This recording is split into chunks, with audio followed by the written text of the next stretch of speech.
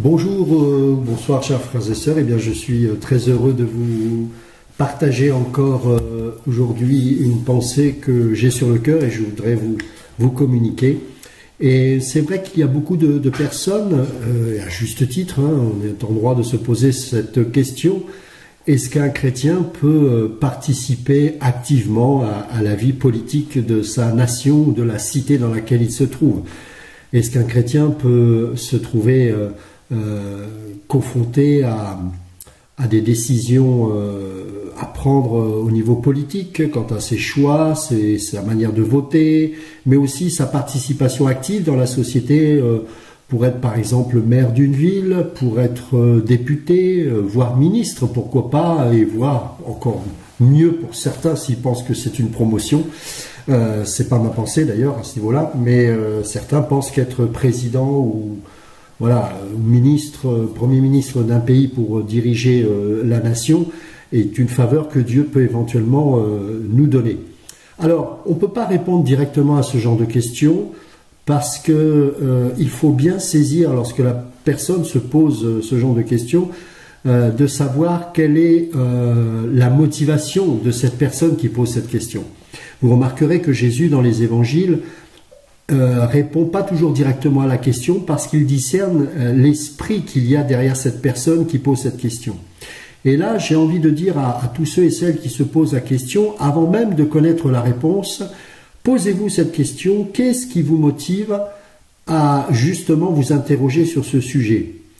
Est-ce que vous avez une attirance pour une convoitise quelconque concernant un poste, une promotion? Parce que ça peut être non seulement la politique, mais ça peut être aussi dans une entreprise, siéger au conseil d'administration d'une entreprise, etc. Ou est-ce que c'est vraiment une question dénuée de mauvaise motivation, mais juste parce que vous vous posez réellement et sincèrement cette question? Déjà au départ, avant même de connaître la réponse, sondez votre cœur et laissez l'esprit vous parler, à savoir si justement déjà il n'y a pas des choses à régler dans vos cœurs, et dans nos cœurs de manière plus générale évidemment, parce que je m'inclus dedans. Alors, ça c'est le premier préambule que je voudrais poser avant de répondre directement à cette question. Ensuite, nous allons prendre un passage dans l'évangile de Matthieu. Je vous invite à lire également avec moi Matthieu chapitre 22. Vous connaissez certainement tous ce passage, bien évidemment. Et on va prendre à partir du verset 15. Alors, Matthieu chapitre 22, verset 15. Alors les pharisiens allèrent se consulter sur les moyens de surprendre Jésus par ses propres paroles. Ils envoyèrent auprès de lui leurs disciples avec les Hérodiens qui dirent. Alors, pour expliquer ce qu'est un Hérodien, donc ce n'était pas une secte, mais c'était un parti politique qui justement soutenait la dynastie des Hérodes. Alors c'est intéressant que ce soit des pharisiens qui étaient mêlés avec des Hérodiens qui posent cette question, parce que les Hérodiens se disaient croyants, se disaient croire au Dieu juif, au Dieu d'Israël, pardon, mais ils étaient vraiment dans un parti politique et ils étaient là pour soutenir Hérode. Je voudrais juste faire une parenthèse par rapport à ça. Vous avez beaucoup de chrétiens qui soutiennent certains pouvoirs politiques, alors que ce soit en Occident, que ce soit en Afrique. Alors en Asie je connais moins, mais c'est vrai que l'Afrique et l'Occident, particulièrement aux États-Unis, ce sont les spécialistes de cela. Vous remarquerez par exemple quand il y a eu le conflit en Côte d'Ivoire, beaucoup de chrétiens se sont mis aux côtés de Gbagbo parce qu'ils pensaient qu'il défendait les valeurs chrétiennes, puisque soi-disant son épouse était évangélique. Alors pour moi évangélique ça veut tout et rien dire.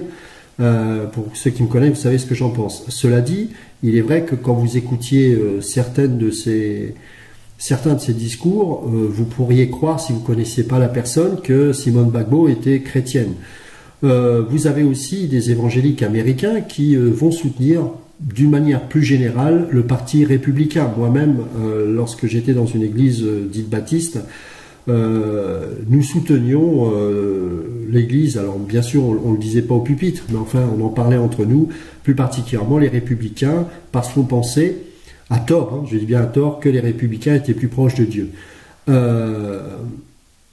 Alors, Aujourd'hui, on voit aussi, il suffit de regarder sur Internet, mais même en discutant avec des chrétiens, des gens qui vont manifester pour telle ou telle chose, qui vont manifester contre un pouvoir, qui vont diffuser des messages. Je reçois parfois des messages sur WhatsApp où on voit des chrétiens qui mettent des vidéos de rappeurs qui dénoncent le méchant blanc occidental qui va persécuter la gentille Afrique. Et vous avez aussi bien sûr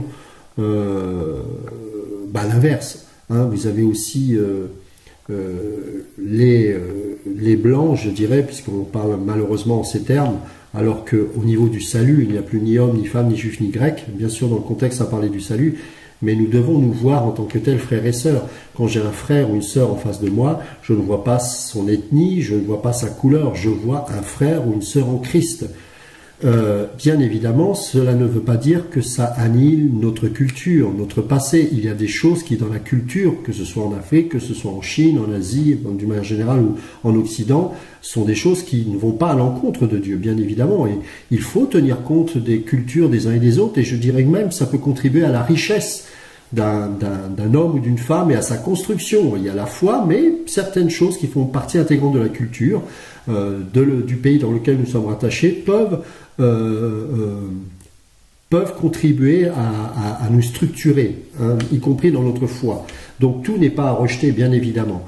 Mais il faut dépasser ces clivages-là, parce que je remarque qu'aujourd'hui, vous avez du communautarisme également dans l'Église, et pas seulement au niveau, ce que j'ai dénoncé depuis très longtemps déjà, mais l'Église ethnique, hein, asiatique, indienne, etc. Mais il y a aussi des églises communautaires, c'est-à-dire que voilà, alors Jésus était noir, ou Adam était noir, et puis vous avez de l'autre côté le Ku Klux Klan, où Jésus était blanc et que les noirs sont maudits de Cham. Enfin, c'est ridicule ce genre de choses, et ça ne fait qu'attiser la haine. Et je vous rappelle que nulle part dans les Écritures il est mentionné ce genre de choses, et encore moins dans les Évangiles, et encore moins sous la Nouvelle Alliance, où justement nous n'étions plus qu'une seule et même nation, regroupés autour de notre foi en Jésus-Christ. Et ça, c'est vraiment quelque chose que nous devons comprendre. Alors, pourquoi je parle de cela? Parce que du coup, ça a engendré des réactions vis-à-vis des chrétiens. C'est que vous avez des chrétiens qui, justement, parce que ils n'ont pas su, vis-à-vis de leur foi, dépasser ce cadre-là de problèmes ethniques, politiques, etc., se sont au contraire engouffrés dans cette brèche. À cause des blessures, à cause du racisme que certains peuples ont subi et subissent malheureusement encore, hein, les chrétiens ont tendance à mettre un peu leur foi de côté. Alors ils ne vont pas vous le dire ouvertement, mais vont se pencher de plus en plus vers du communautarisme, vers un évangile politico-religieux, on va dire. Et ce qui fait que pendant le conflit qu'il y a eu avec Gbagbo, vous aviez une grande partie des soi-disant chrétiens qui étaient derrière ce président. Et je ne dis pas que l'autre est mieux, c'est pas mon débat et ça m'intéresse pas. C'est juste pour dire que, ces chrétiens ont soutenu un homme qui n'était pas converti et qui ne faisait rien de bon. Je veux dire, même s'il y avait des bonnes choses, c'était pas pour autant quelqu'un qui soutenait entre guillemets la véritable cause de Dieu, et encore moins son épouse. On sait qu'il y a eu des exactions de part et d'autre, mais de ce côté-là, il y en a eu aussi. Alors, je vous explique ça, c'est pas pour régler les comptes, c'est juste pour expliquer comment les chrétiens peuvent facilement tomber dans ce piège.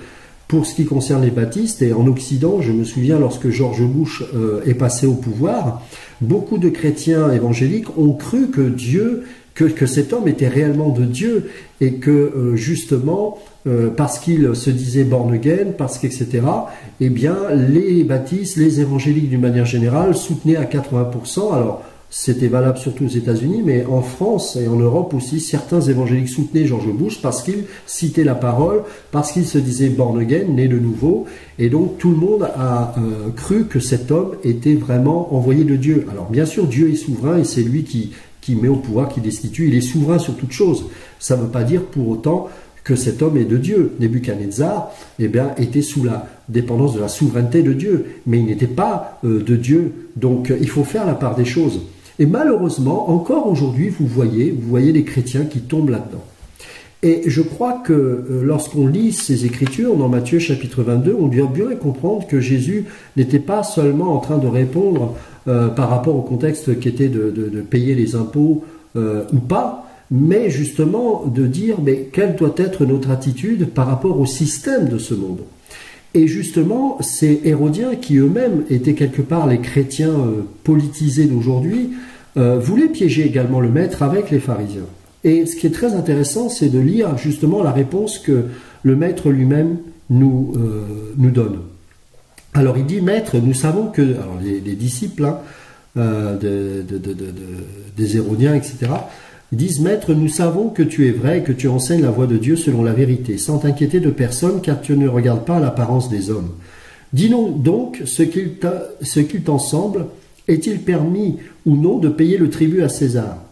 Jésus, connaissant leur méchanceté, vous voyez, il discernait l'esprit qu'il y avait derrière, et je pense que quelqu'un qui répondait sincèrement qui posait sincèrement cette même question, n'aurait peut-être pas eu une réponse aussi cinglante, mais parce qu'il connaissait leur motivation, c'est pour ça que je vous dis toujours qu'il faut bien comprendre le cœur qui est derrière cette question afin d'y répondre correctement. Le but, c'est pas de foudroyer la personne, c'est de mettre en lumière le cœur mauvais de l'homme ou de la femme qui pose ce genre de questions, pour qu'elle puisse exprimer une repentance, si c'est nécessaire, bien évidemment. Et donc là, encore une fois, ils vont essayer de piéger le Seigneur. Dis-nous donc ce qu'il t'en semble, est-il permis ou non de payer le tribut à César? Jésus, connaissant leur méchanceté, répondit, pourquoi me tentez-vous, hypocrite? Montrez-moi la monnaie avec laquelle on paie le tribut, et ils lui présentèrent un denier. Il leur demanda de qui porte-t-il l'effigie et l'inscription? De César, lui répondirent-ils. Alors il leur dit, rendez donc à César ce qui est à César, et à Dieu ce qui est à Dieu. Étonnés de ce qu'ils entendaient, ils le quittèrent et s'en allèrent. Vous voyez, là nous avons le cœur de Dieu. Alors bien évidemment, ils répondaient par rapport à leur méchanceté, parce qu'ils voulaient piéger Jésus dans le but de le faire arrêter. Mais il y a une vérité que nous devons saisir et comprendre en tant que véritables chrétiens aujourd'hui. C'est que l'équilibre dans tout cela, c'est de savoir exactement si nous laissons les affaires de César à César et si nous sommes soumis à Dieu, sachant que nous avons reçu tous, autant que nous sommes, en tant qu'enfants de Dieu, le mandat de Dieu de le servir et de faire avancer son royaume. Alors, pour y répondre à cette question, il faut déjà comprendre plusieurs choses. Dans les Écritures, il nous est parlé, pour ceux qui sont les adeptes de s'engager à fond dans la politique et de prendre position contre les exactions, etc., l'exemple de Joseph et bien sûr de Daniel. Joseph a été ministre de Pharaon, il a même été le premier ministre, il a eu l'anneau du Pharaon qui était le symbole de l'autorité, donc il avait le pouvoir, il était d'après le Dieu des Pharaons, le représentant de Dieu sur terre, donc c'était pas rien. Et Daniel a été échanson du roi Nebuchadnezzar, un roi terrible, un roi païen, un roi idolâtre, mais qui a nommé Daniel Premier ministre. Alors, enfin, échanson équivaut à être Premier ministre. Hein, c'est un peu... Donc, il gérait quand même le plus grand empire de l'époque. C'est comme si vous aviez un chrétien, je ne sais pas, aujourd'hui, ministre de l'Europe, je pense que ça existe, mais enfin, bon, voilà, vous voyez ce que je veux dire, c'était quand même puissant. Cela dit, il ne faut pas transposer ça aux réalités d'aujourd'hui, c'est très différent. D'abord, il faut savoir qu'un ministre sous un roi ou sous un empereur était un valet. C'est-à-dire qu'aujourd'hui, en France, et principalement en Occident, mais aussi dans d'autres pays, lorsqu'il y a une démocratie, les ministres sont nommés par le président, mais avant cela, il y a des tractations. Avant ça, il faut être, parfois d'entre eux, ils doivent être députés, donc ils doivent être soumis au vote, soit du suffrage universel, soit du Parlement, soit du peuple directement. Bref, il y a différentes formes d'élection. Donc, ça engendre derrière des tractations avec différents partis. Ça veut dire que souvent, il faut faire partie d'un groupe politique, etc. Des négociations, des compromis, des alliances, etc., etc. À l'époque, c'est comme si aujourd'hui je disais, ben voilà, je suis le président, toi, j'ai toute autorité sur ta vie, tu n'oublies pas que tu n'es pas un citoyen de ce pays, donc tu es quasiment au même niveau qu'esclave ou presque, et je te choisis comme étant ministre, mais entre guillemets, tu n'as pas le choix. Donc, il faut savoir que ni Joseph ni Daniel avaient pour ambition de postuler à ce genre de choses. Ça, c'est une grande différence. Et vous pouvez utiliser ça lorsqu'un chrétien vous dira « mais je peux moi-même me présenter à la députation ou à un poste ministériel ». Faites-lui comprendre qu'à la différence de Joseph et Daniel, s'ils utilisent ces deux exemples, c'est que ces deux personnes-là n'ont pas choisi, mais ils ont été pris par ces rois, ces dirigeants du monde. Alors évidemment, tout ça était dans le plan merveilleux de Dieu, mais ils n'ont jamais postulé à cela. Pourquoi? Parce que dans leur cœur, il y avait juste la volonté de servir le Seigneur. La particularité de Daniel et de Joseph, c'est qu'avant d'être à ce niveau de poste, pendant et après, ils sont toujours restés les mêmes. Ils sont restés des enfants de Dieu. Que ce soit en prison et que ce soit en étant ministre, puis plus tard en étant enfermé pour le cas de Daniel à cause de sa foi parce qu'il refusera l'idolâtrie, il refusera le compromis, eh bien, il en subira bien sûr les conséquences, mais il n'a pas pour autant changé. Il a toujours cru en son Dieu et il a même utilisé son poste, Daniel, pour justement, ça a été le cas également pour Néhémie, qui a été échanson également du roi, pour justement intercéder pour son peuple. Jérémie fera même par sa prière incliner le cœur de son roi, de son empereur, pour que Néhémie puisse, avec le mandat de son roi, reconstruire la muraille à Jérusalem. Donc, c'était des gens qui étaient préoccupés essentiellement de Dieu. Bien sûr, je suppose que dans leur fonction, ils étaient dans l'excellence, ils faisaient les choses le mieux possible parce qu'ils savaient qu'ils dépendaient non pas seulement d'un roi, mais de Dieu lui-même. Et Paul dira que nous soyons maîtres ou esclaves, nous devons tout faire comme étant sous le regard du patron divin.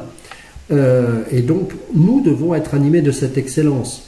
Mais je ne pense pas qu'aujourd'hui, nous pouvons avoir pour ambition personnelle un poste de député, un poste de patron, de grand actionnaire, etc.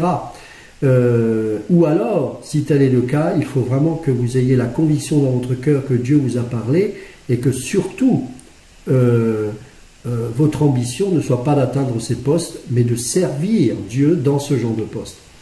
Et vous savez, dans la politique, alors je ne suis pas tranchant comme certains qui disent « vous ne devez pas faire ci », ça c'est chacun devant Dieu. Moi, je dis que l'évangile doit être toujours prêché de manière à ce que ça nous ramène au cœur. Hein, vous savez, si on prêche l'évangile pour dire « vous devez faire ci » ou « vous devez faire ça » ou « pas ci, pas ça », c'est pas l'évangile. Jésus nous ramenait toujours au cœur.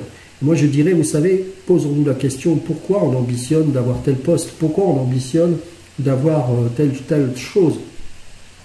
Et vous remarquerez que ces gens-là n'ont pas eu la grâce de Dieu pour être élevés, mais ils vont tout faire par eux-mêmes pour atteindre ce poste-là. Donc il y a quand même quelque chose qui est gênant. Dans la politique, j'ai connu des vrais chrétiens qui voulaient faire cela. Dieu n'a jamais ouvert les portes, et tant mieux. Parce que dans ces cercles-là, vous avez de la franc-maçonnerie, il faut souvent faire des alliances, et à haut niveau dans le business, c'est la même chose. Si Dieu vous fait grâce de rester ferme, quel que soit votre poste, quelle que soit votre fonction, eh bien, vous ne resterez pas longtemps ministre et pas longtemps chef d'entreprise. Et si Dieu vous accorde la grâce de tenir un certain temps à ce niveau de poste en étant en aucune manière dans le compromis, alors tant mieux. Mais personnellement, ça m'étonnerait. Parce qu'à un moment donné, le diable va arriver, va vous proposer des tracts, et connaissant le cœur de l'homme, et c'est pour ça que c'est important de sonder votre cœur pour savoir quel est votre état d'esprit, parce que si vous n'avez pas un cœur désintéressé dès le départ, eh bien la première tentation à ce niveau de poste, vous allez tomber. On parle de pasteurs qui sont tombés dans l'argent alors qu'ils ont bien commencé, dans l'apostasie, mais un chrétien normal peut aussi tomber dans ce même genre de choses si on l'élève à un niveau social élevé. Donc, ces choses-là, ce sont des choses de César. Notre préoccupation première, c'est de nous occuper de Dieu, c'est-à-dire des affaires de Dieu. Alors, on peut être dans une société, un directeur, on peut avoir une entreprise, le problème n'est pas là. Ce qui compte, c'est de tout faire pour la gloire de Dieu. Et en aucune manière, nous devons accepter un compromis. Si vous êtes, ne sais pas si c'est possible. Supposons que ce soit possible, vous soyez ministre en tant que chrétien, il y a de fortes chances qu'au bout de quelques semaines, vous devez donner votre démission parce que vous y verrez que de la corruption. Dieu nous demande de prier pour les autorités, pour que ces autorités nous permettent de vivre en paix et que nous puissions continuer de partager le royaume et de prêcher l'évangile et de vivre l'évangile. Mais de là à s'impliquer pour régler des conflits politiques, des choses comme ça, je trouve ça franchement ridicule. Vous avez des gens, des chrétiens qui vont vous citer Martin Luther King. Mais connaissez-vous la vie de Martin Luther King ? Savez-vous que la CIA a des dossiers complets sur cet homme qui couchait avec des dizaines et des dizaines de femmes? Bien sûr, il a fait avancer la cause noire aux États-Unis. Bien sûr, cet homme a fait des choses au niveau humain qui ont été formidables et dont l'annulation de la ségrégation, etc., tout ça, c'était formidable, j'en conviens. Mais est-ce la place d'un chrétien par rapport à ces choses? Ne croyez-vous pas que de toute façon, Dieu, à un moment donné, va faire arrêter la souffrance de ses enfants? Bien sûr que si, il le fera. Et le problème de cet homme, c'est qu'il ne faisait pas véritablement la volonté de Dieu. Vous savez, faire la volonté de Dieu, c'est d'abord se sanctifier, c'est d'abord répondre.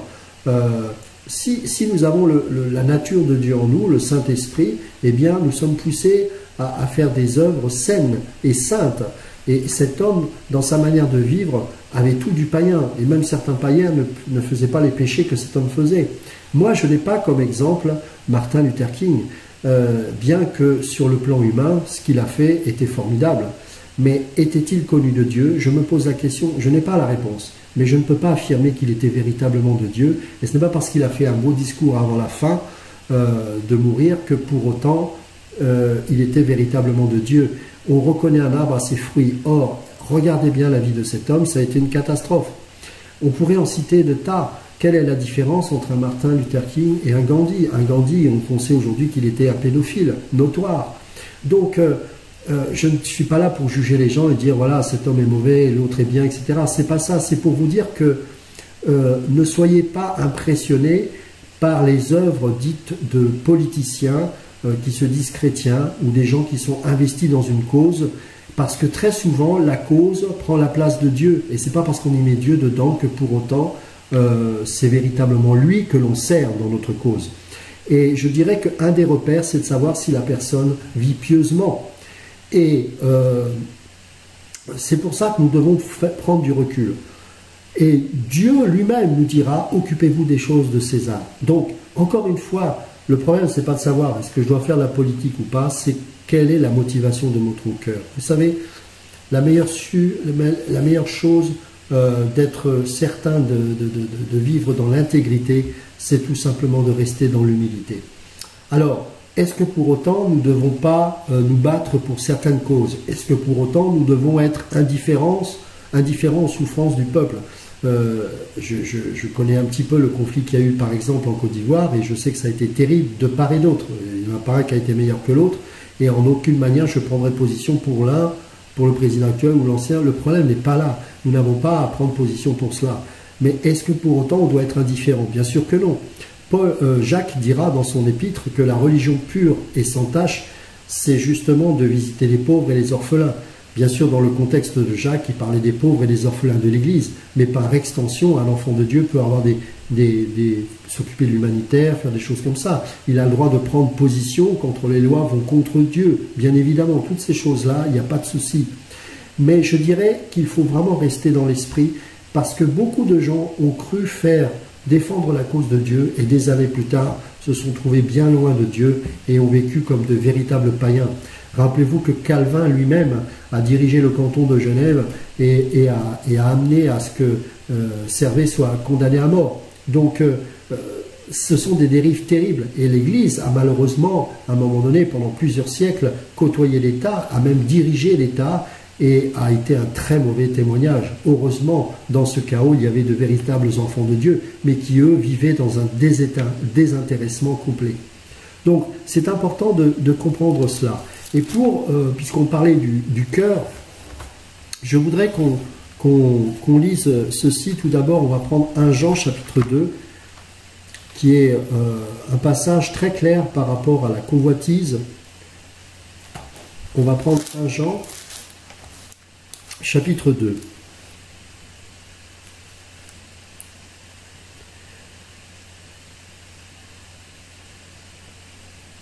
On va prendre à partir du verset 12. Je vous écris, petits enfants, parce que vos péchés vous sont pardonnés à cause de son nom. Je vous écris, Père, parce que vous avez connu celui qui est dès le commencement. Je vous écris, jeunes gens, parce que vous avez vaincu le malin. Je vous écris, petits enfants, parce que vous avez connu le Père. Je vous ai écrit, Père, parce que vous avez connu celui qui est dès le commencement. Je vous ai écrit, jeunes gens, parce que vous êtes forts et que la parole de Dieu demeure en vous et que vous avez vaincu le malin. N'aimez point le monde, ni les choses qui sont dans le monde. Si quelqu'un aime le monde, l'amour du Père n'est point en lui. Car tout ce qui est dans le monde, la convoitise de la chair, la convoitise des yeux et l'orgueil de la vie, j'appelle ça très souvent la trinité diabolique, ne vient point du Père, mais vient du monde. Et le monde passe, et sa convoitise aussi, mais celui qui fait la volonté de Dieu demeure éternellement. Voilà la réponse qui est donnée à cette question. Le monde passe, les honneurs passent, mais celui qui fait la volonté de Dieu demeure éternellement, et c'est par rapport à cela que nous aurons à répondre devant Dieu, à savoir si nous avons fait véritablement la volonté de Dieu ou la volonté de notre cœur qui était une mauvaise motivation charnelle qui était liée soit à la convoitise de la chair, bon là c'était plus, quand il parlait de la convoitise de la chair, c'est tout ce que la chair aime, charnellement parlant, la nourriture, les excitables, etc. La convoitise des yeux, on peut être séduit par une femme, etc. Et l'orgueil de la vie, et là c'est justement souvent dans ce piège que les chrétiens tombent, le pouvoir. Regardez comment les chrétiens s'habillent des fois en généraux, remettent des titres, c'est ridicule. Et là on voit que parce qu'ils n'ont pas réussi à se réaliser dans le monde, eh bien ils font une transposition dans l'Église. Et donc il y a des transferts du monde dans l'Église, c'est terrible. Mais vous avez aussi des chrétiens qui justement aspirent aux honneurs, aspirent à ces choses-là, à la promotion sociale, et vont utiliser la parole pour assouvir leur convoitise, mais Dieu n'est pas dupe de ce genre de choses. Le monde passe, sa convoitise aussi, mais celui qui fait la volonté de Dieu demeure éternellement. Vous savez, c'est le piège dans lequel on peut tous tomber. Moi, j'appartiens à moitié, de par mes origines, à un peuple qui a beaucoup souffert et qui souffre encore. Pour autant, je suis loin d'être un judaïsant et je fuis l'Israël d'aujourd'hui, je fuis ces choses-là. Je sais faire la part des choses. Pourquoi? Parce qu'en ayant reçu l'Esprit de Dieu, je suis devenu une nouvelle créature, avec un nouveau mode de pensée, une nouvelle manière de voir les choses, qui fait que je prendrai toujours de la hauteur par rapport à mon arrière-plan, par rapport à une situation qui ferait que je pourrais réagir charnellement si je vois celui qui a été mon peuple pendant un temps souffrir ainsi. Je suis du peuple de Dieu aujourd'hui. J'ai une Jérusalem céleste à obtenir. J'ai un regard spirituel sur les choses qui fait que je ne tomberai pas dans ces pièges-là. En tout cas, je ferai tout pour ne pas y tomber. Évidemment, si je recommence à revenir dans ces choses du passé, ça va exalter les choses de mon cœur. Si quelqu'un a souffert du racisme, par exemple, si quelqu'un a souffert d'un pouvoir politique et que, tout en étant chrétien, se laisse séduire par des partis opposants qui, justement, se disent chrétiens, ça va attiser mon ego et j'aurai envie de régler les comptes. Je vais y mettre la cause de Dieu, mais en fait, la réalité, si je suis réellement sincère devant Dieu, je ne réalise pas la cause de Dieu. Je veux me faire justice et j'utilise un pouvoir politique qui m'est donné ou une opposition à un pouvoir qui est établi aujourd'hui pour assouvir ma vengeance, par exemple. Vous voyez, ça peut aller très loin. Donc c'est important de connaître véritablement son cœur par rapport à ces choses. Et mes amis, c'est aussi ça, aimer le monde. C'est pas seulement aimer les belles voitures et tout ça. C'est aussi aimer les honneurs, aimer les bonnes places. On peut avoir encore une fois une entreprise, on peut gérer, on peut être même influent, pourquoi pas dans un gouvernement. Mais prenez garde du compromis. Et à tout moment, vous pouvez être prêt à démissionner si vous voyez que vous faites, comment dirais-je, vous faites des compromis avec la parole de Dieu. Donc, il vaut mieux être petit et servir la cause de Dieu qu'être grand dans ce monde et se perdre loin de Dieu. Donc, encore une fois, mes amis, nous devons comprendre ces choses. Je voudrais vous inviter également à lire un passage dans 1 Corinthiens chapitre 6, à partir du verset 11, qui nous dit ceci: « Notre bouche est ouverte pour vous, Corinthiens, notre cœur s'est élargi.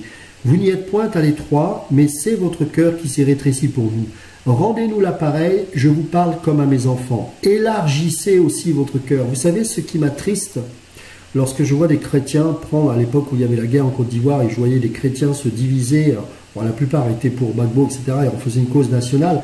Et quand je parlais avec ces chrétiens-là que ce Gbagbo était aussi horrible que les autres, ils réagissaient charnellement et on devenait agressif. Et je dis, mais il ne faut pas s'étonner qu'après on devienne dans des guerres de religion. C'est triste de voir cela, parce qu'on n'élargit plus notre cœur. C'est-à-dire que là, on sème dans notre cœur un esprit de parti. On se met à défendre la cause d'un homme. C'est pareil lorsqu'on travaille auprès de certains frères, qu'on met trop dans un piédestal, et on ne se met plus à défendre la cause de Dieu, mais la cause de cet homme. Vous remarquerez que quand on défend la cause de Dieu, on est prêt à subir les outrages, on est prêt à subir la persécution. Quand on défend un homme, on est prêt à attaquer, on devient agressif. Et bien là, on voit que c'est complètement charnel. Et quand il y a eu ce conflit, j'étais triste parce que je voyais, mais comment un chrétien peut réagir de cette manière, redevenir violent, etc., et défendre la cause d'un homme en perdant toute objectivité, en reconnaissant qu'il y avait des faits qui n'étaient pas à la gloire de Dieu. Ça ne veut pas dire qu'on doit être contre ces hommes-là. Justement, on doit laisser Dieu agir, prier pour les autorités que Dieu leur ouvre les yeux et surtout que les chrétiens puissent vivre en paix. Et s'il y a des choses à faire au niveau humain, vous avez le droit d'accueillir les pauvres, les orphelins, d'accueillir ceux qui sont réfugiés, qui ont besoin d'aide, etc. Il n'y a pas de souci avec ça. Mais n'ayons pas un esprit de parti. Laissez les choses de César à César et occupez-vous de Dieu. C'est la première des choses. Et ensuite, c'est ce qui nous permettra d'avoir un cœur élargi et de ne pas s'attarder. Aujourd'hui, je suis triste de voir que parmi les Blancs aux États-Unis, mais aussi beaucoup d'Africains, eh bien, il y a aujourd'hui un communautarisme et le racisme qui existe dans le monde est en train d'impacter les chrétiens aujourd'hui.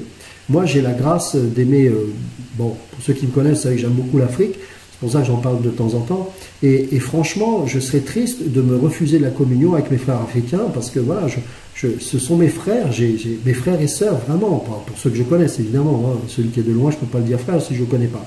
Mais ce sont des gens pour qui je serais prêt à donner ma vie sans aucun problème, et j'espère que c'est réciproque pour ceux qui me connaissent.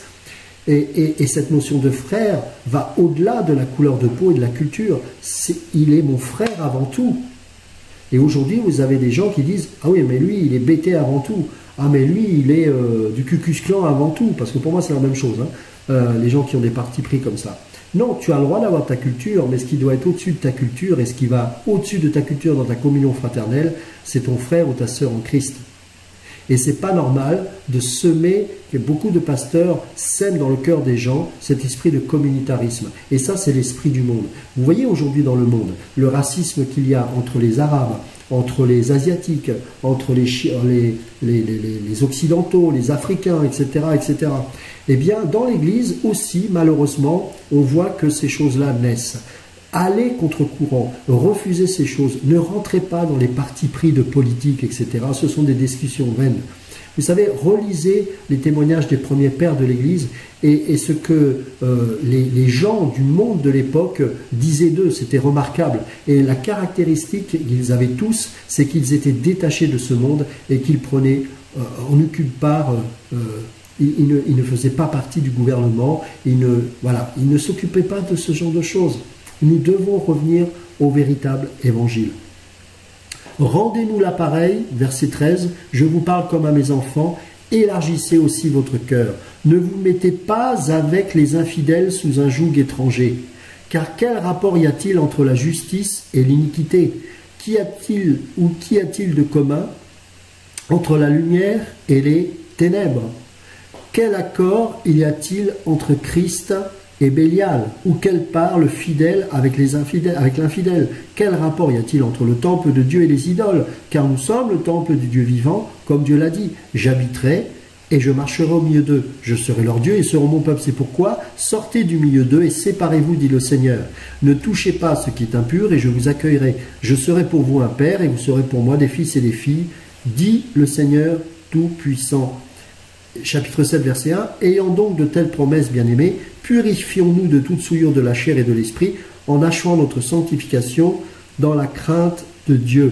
Alors, la séparation d'avec le mal, évidemment, n'implique pas une absence de contact avec le mal. C'est pas possible, évidemment. Hein, mais le refus de toute complicité et de toute conformité avec ce mal. C'est ça que ça veut dire. Prenons par exemple, Jésus nous en parle, Jean 17, il nous dit bien que, bien sûr, on ne peut pas sortir de ce monde. Hein, on va le lire, Jean chapitre 17, verset 15. « Je ne te prie pas pour les ôter du monde, mais de les préserver du malin. Ils ne sont pas du monde, comme moi je ne suis pas du monde. » Vous voyez l'équilibre? Il est là. Donc, le problème, c'est pas de savoir est-ce que je dois faire de la politique, est-ce que je dois être chef d'entreprise, c'est quel est mon cœur.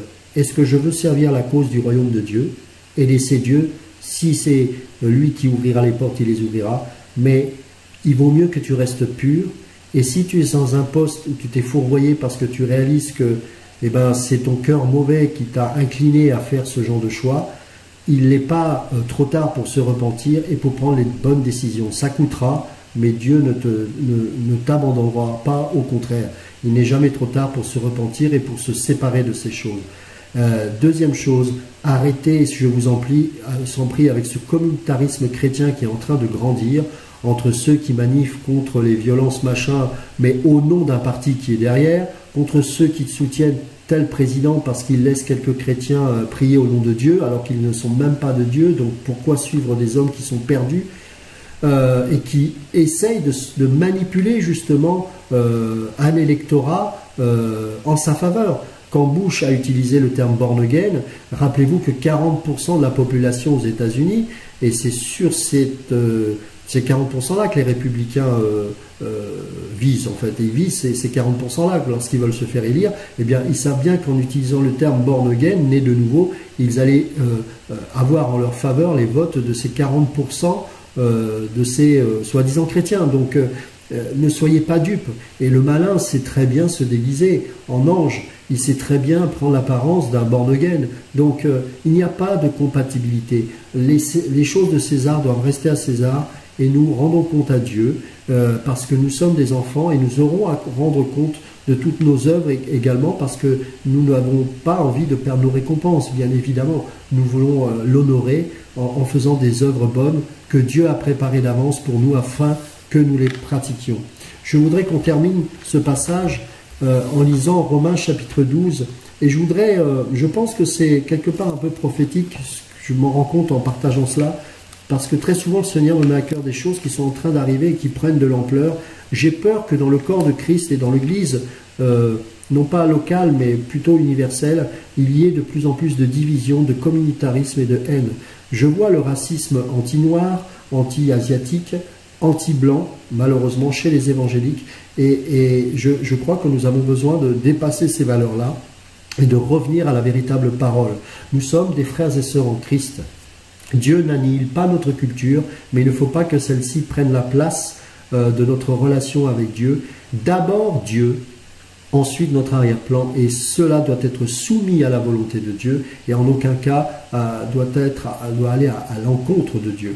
Romains chapitre 12, je vous exhorte donc, frères, par les compassions de Dieu, à offrir vos corps comme un sacrifice vivant, saint, agréable à Dieu, ce qui sera de votre part un culte raisonnable. Ne vous conformez pas au siècle présent, mais soyez transformés par le renouvellement de l'intelligence, afin que vous discerniez quelle est la volonté de Dieu, ce qui est bon, agréable et parfait. Par la grâce qui m'a donnée, je dis à chacun de vous de n'avoir pas de lui-même une trop haute opinion, mais de revêtir des sentiments modestes selon la mesure de foi que Dieu a départie à chacun.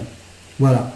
Donc je vous laisse avec ces passages et je crois qu'on a besoin de sérieusement, je parle aussi pour moi, de se remettre en question. Prenez du recul, prenez de la hauteur par rapport à ces choses, priez. S'il faut aider les frères et sœurs dans la détresse, faites-le, pas besoin de crier sur les toits.